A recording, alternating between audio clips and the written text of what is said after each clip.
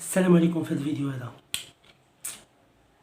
السلام عليكم اخوتي وخواتاتي. في هذا الفيديو هذا في الحلقه الثانيه من موسم كراش سيزون 3. كنتمنى نكون ما تعطلتش عليكم الحلقه الثانيه. كنتمنى الحلقه الاولى تنال اعجابكم. فالحلقه الثانيه هذه قبل ما نبدا الفيديو ديال اليوم، قبل ما نبدا الطريقه الكوميديه ديال اليوم، يعني الكوميديا السوداء اللي كندير، كنتمنى لكم رمضان مبارك سعيد. وباش ما تمنيتو 10 ايام رمضان ان شاء الله هذا الشهر الفضيل يدخل عليكم الصحه والعافيه وطول العمر وبالنجاح، وباش ما تمنيتو يا ربي.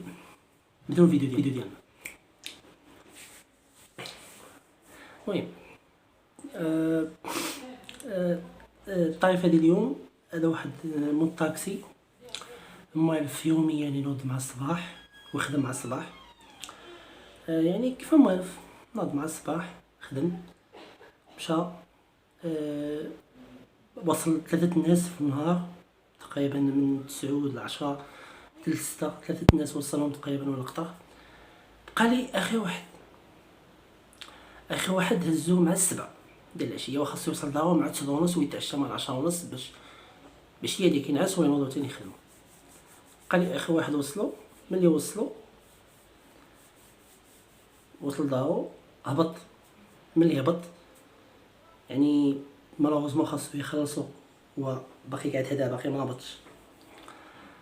شويه من الطاكسي قال ليه خلاص خلصني،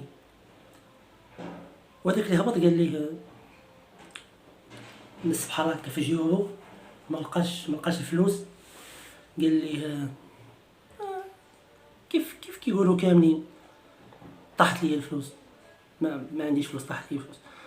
شويه ويقول لي من الطاكسي قال لي واش كيسحاب ليك انا واش انا بسطام اللي درتي فيه الفلوس وطاح ليك؟ اخلص ناسي.